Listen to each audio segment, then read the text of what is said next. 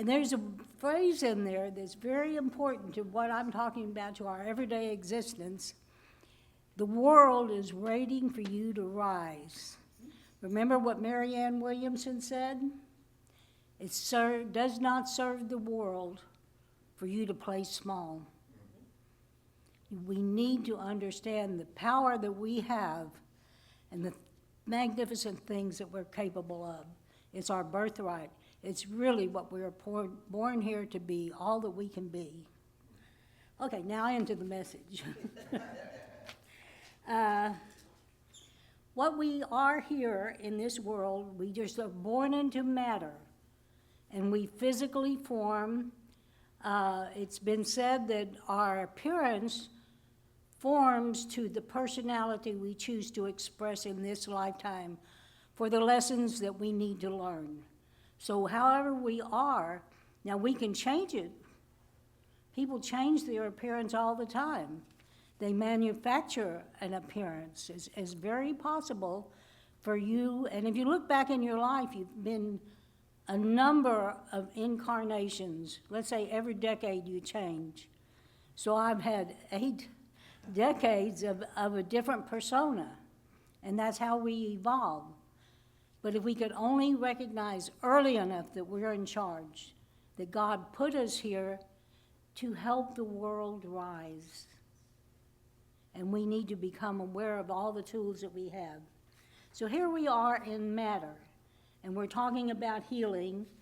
And the truth is, since this is just this persona, this expression in matter is earthbound, the truth of us is that we're not.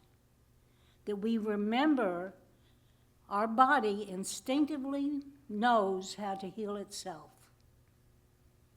We're born with that, but yet we get embedded into our personality, into this physical being, and we forget those things. But the body is on automatic because our hair grows.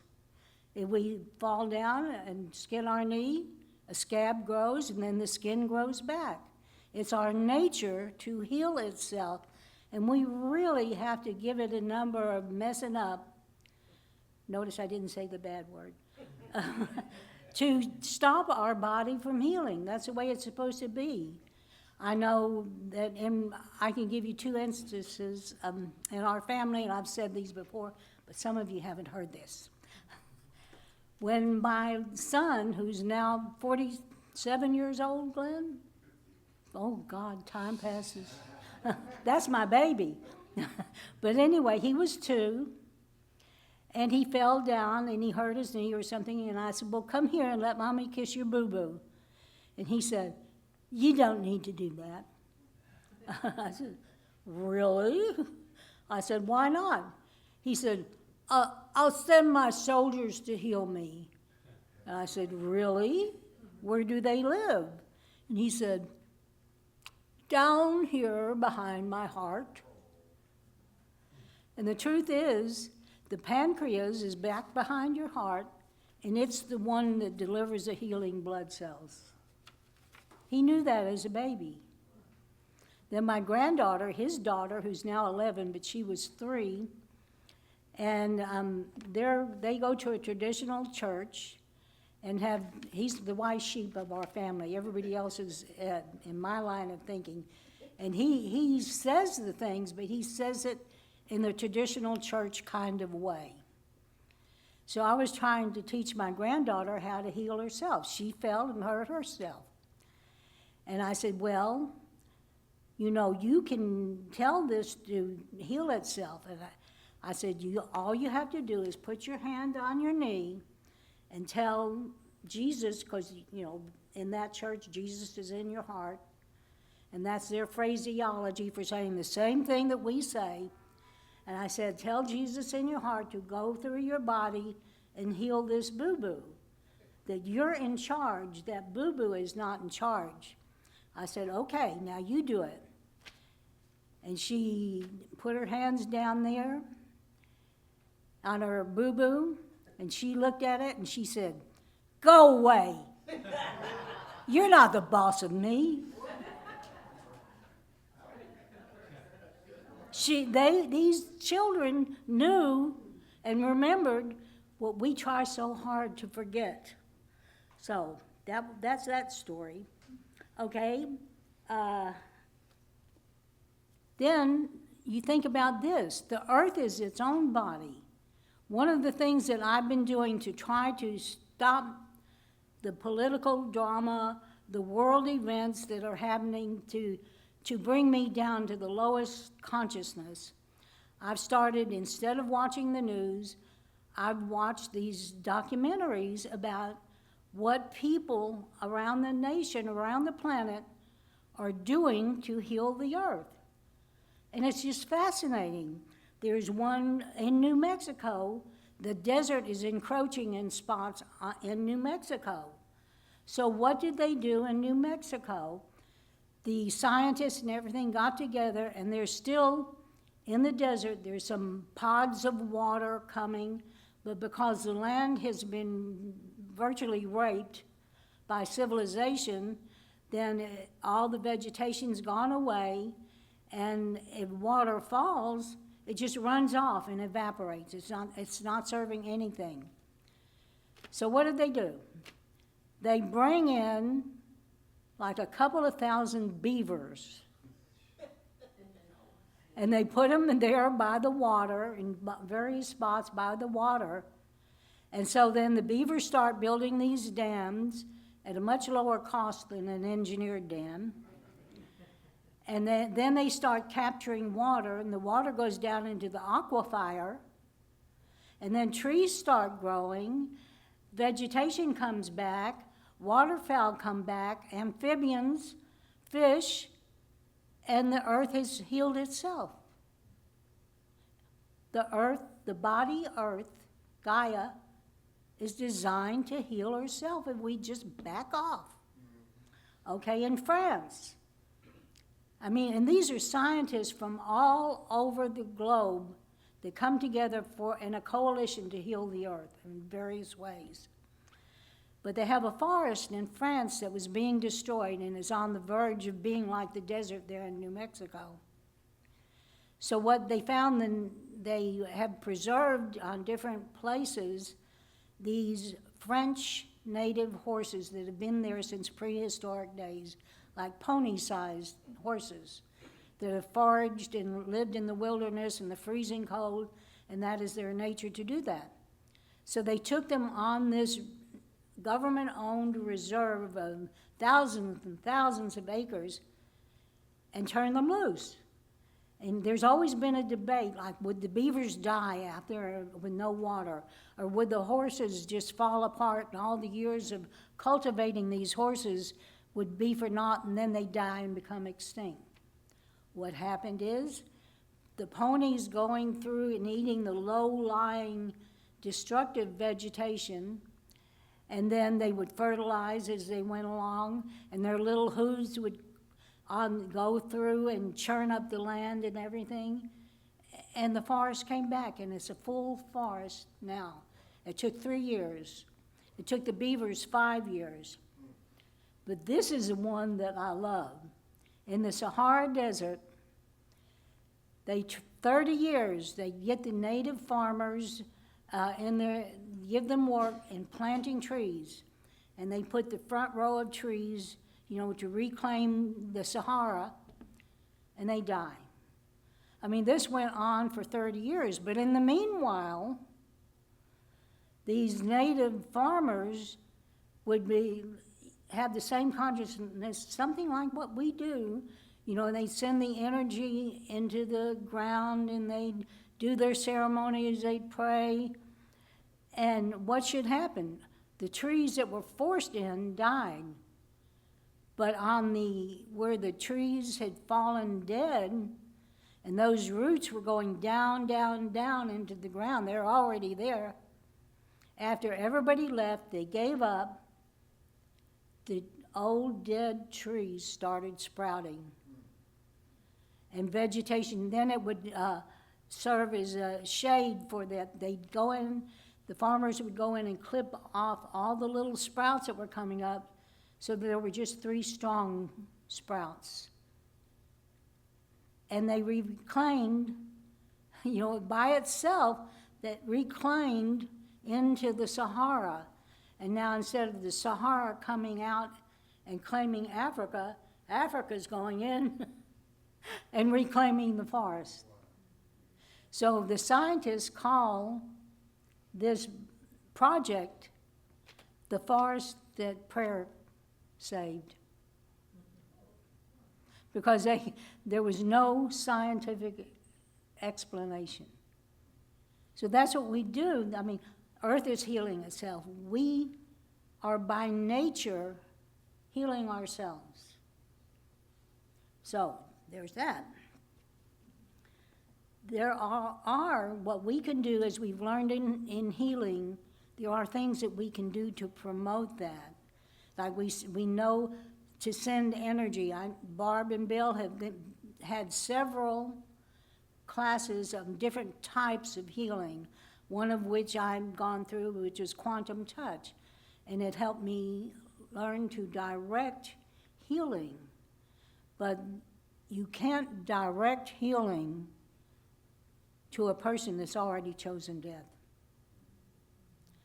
I know that I have a friend that recently passed, and I would tell her, and it reminds me of this light being lit. And I was trying to, when I wasn't with her, how she could conduct her own healing. And this is a technique that I use if I feel down in energy, or if I feel like dealing with the news, I feel that all my positive energy's gone away. I have a little, like a trick to myself. You heard when he was going click, click, click with the lighter or Carter, and then the light came on. Well, I have a technique, and I snap my fingers in my ear to remind the sound of the click of the light turning on. So I can do that, and immediately, because I've habituated myself to do this technique. Well, I tried to teach it to my friend, that when she felt concern or whatever negative thing was happening within her, to do that, habituate herself to turning on the light. Somehow I didn't get that she didn't realize that she had the light. She'd click her fingers and waiting for a remote light to come in and do the healing business. But also, in talking to her and dealing with her, I realized that she thought that this was her soul contract. So we could still send healing to her, alleviate her pain or her stress or whatever, but she went through her whole life not realizing that the light was here all the time. That she was waiting for something remote. And that's not the truth. And that's why we're here. To help light the world, to help the world rise. But it has to come from within. And the more we realize that truth of ourself, that it begins to grow within us and grow within us and grow within us, till healing is natural. We carry it with us wherever we go. It radiates out to everyone we see, the clerk in the grocery store, the postman, whomever, because we've cultivated that. It's a living presence. It just is, like the earth reclaiming itself. But we can also learn to do various techniques, whatever fits our unique expression, and do that consciously. I think about, also we have here we have prayer chaplains. In some science of mind, they have practitioners. And what that does, I don't care how much you know, like Barb and Bill went through all these classes, they believe in healing, they know healing's a fact, but yet when their grandbaby got cancer, you cannot help but being anxious. And when we do that, it it just clogs up the works, really. But they knew to ask for prayer, and that's what practitioners are for. That's what prayer chaplains are for. It's those of us who know that healing exists. We know it happens. And we can send out our prayer into the universe for the healing, and we don't have a single doubt in the world. But if it's your grandbaby, you are going to be anxious. It just can't be helped. You know, the most vulnerable among us, the babies, the children, how can you not, if it's yours, be so entrenched in that trauma that you go to outside, even though you know the truth? And you could be in a place where you're doing this for someone else, you know, healing occurs. That's just the way it is. But your own anxiety in the situation blocks. It's a roadblock to that energy cannot go through. That knowing cannot go through. But you recognize it, so you ask for help. It's just, we're energetic beings, and we heal. And if we learn the mechanics and the techniques of it, it helps. But there are people that have never heard of the mechanic of healing or the technique, but because of their inner something, their healing presence, they may never have heard of unity or science of mind or anything like that, but yet they do it.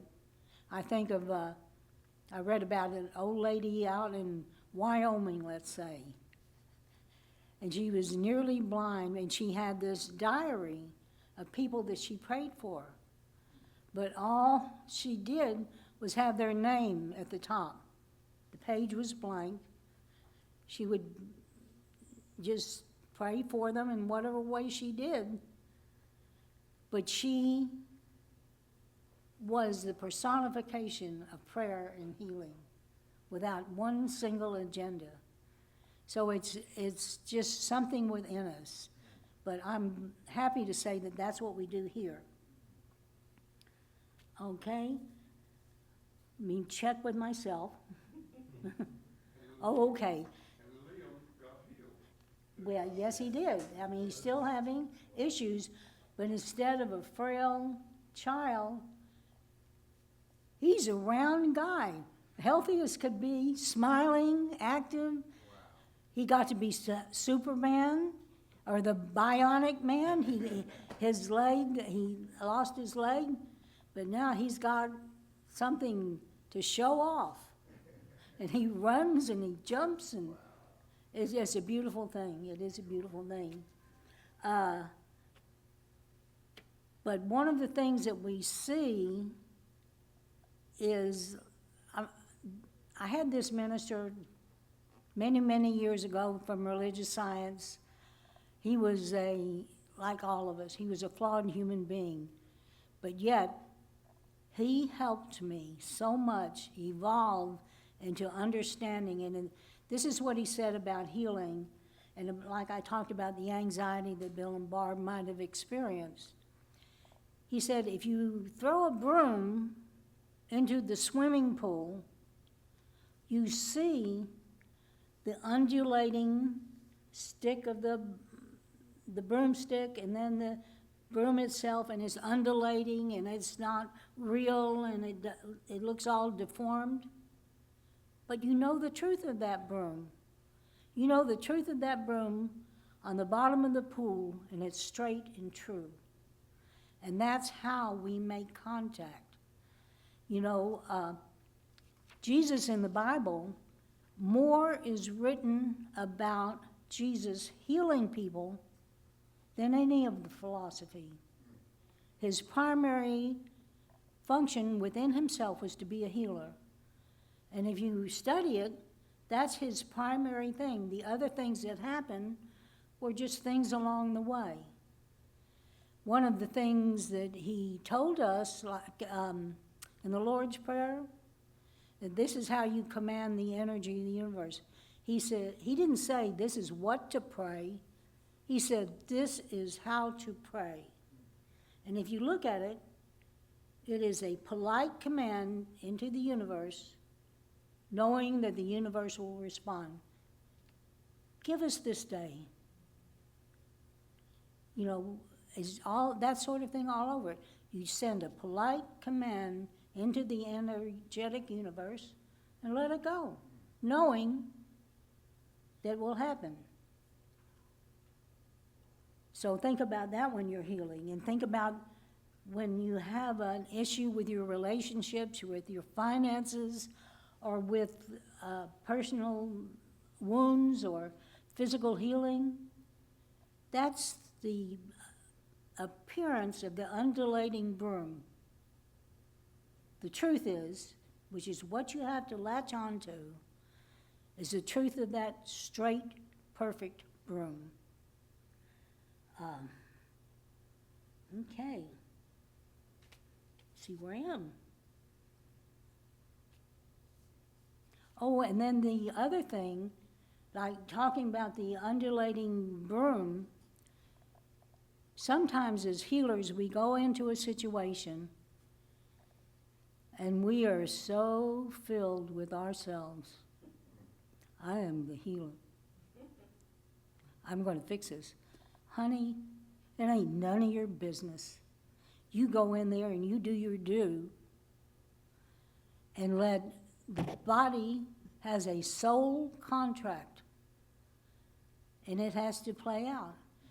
When we were, this is my most unusual experience in my life. We had gone to New York to visit my son Matt, and Matt had broken his leg in an audition.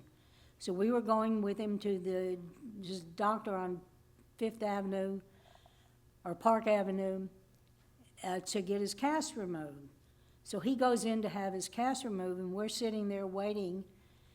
And this lady, if you think about these, a grandmother from Jamaica, she had every color garment known to man. She was so beautiful. She was quite large, and she came into this office. Well, the receptionist came out to her, and she said, "Do you have an appointment here?" And the lady said, if you can imagine a Jamaican accent, she said, "No, I came to see these people specifically." And I'm like, but see, the other reason we were in New York is my son had a childhood friend that was dying of AIDS.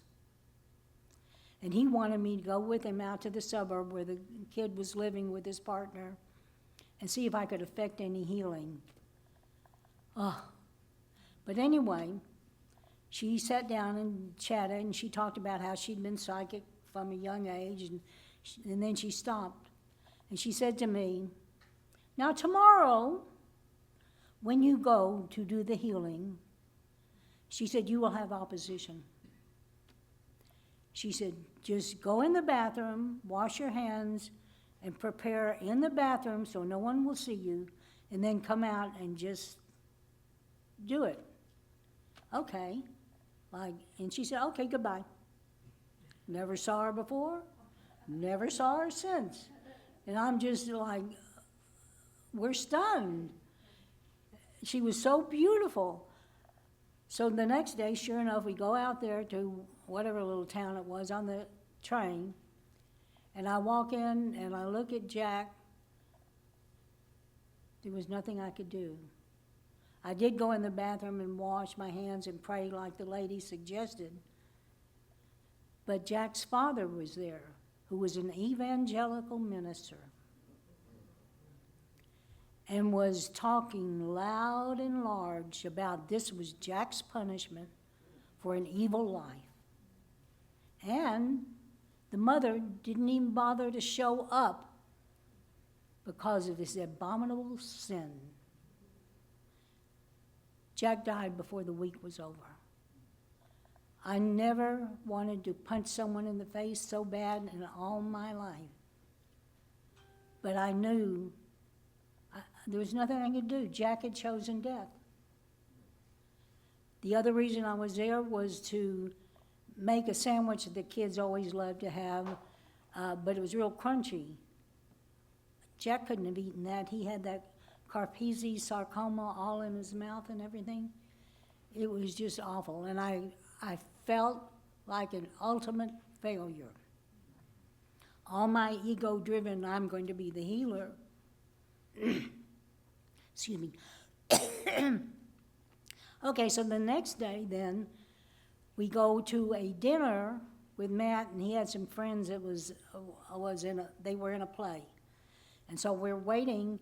There's a couple of ladies at the restaurant while we're waiting, and they had a prosperity book on their table. And I told them, I said, I've read that book, it's really good. And then one of the ladies said, are you going to go hear Butterworth tomorrow? And no, I didn't even know that he was talking. But he had a church, a Unity church there at Lincoln Center, and so we went. And the man was old. He was really old. He had to have support, and they practically lifted him up to the pulpit. And his wife was there next to him and was reading whatever needed to be read. But the two things that helped me that weekend, the whole weekend was about healing, was there are no incurable diseases, there are incurable people. And Jack had been one of those. He'd chosen death. Then he also said, and it was in a squeaky little voice, and these probably 1,000 people in the congregation were so silent because they wanted to hear every word that this frail man could say. And he said, healing the person is none of your business.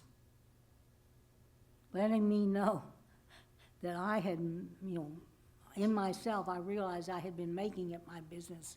It was none of my concern. All I needed to do was being a willing vessel.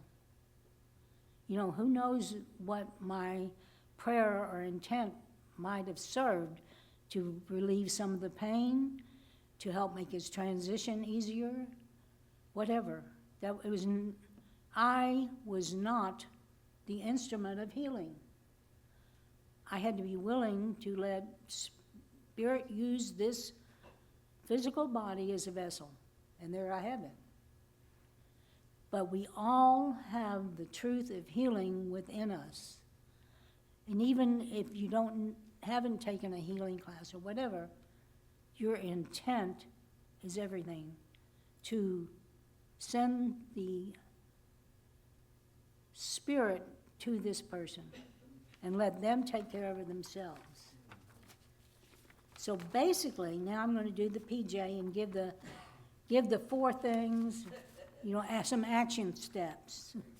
Okay, remember your divinity. It's your truth. It is the essence of your energy that does the work. Focus on the perfection, the truth behind that ripple in the water. You have the right, just like Jesus did, sending a command into the universe. You have the right, even the responsibility to summon the life force. And then release and let it go. And that's all you have to do. Be a willing vessel. Technique is nothing. So have a healing day, everybody.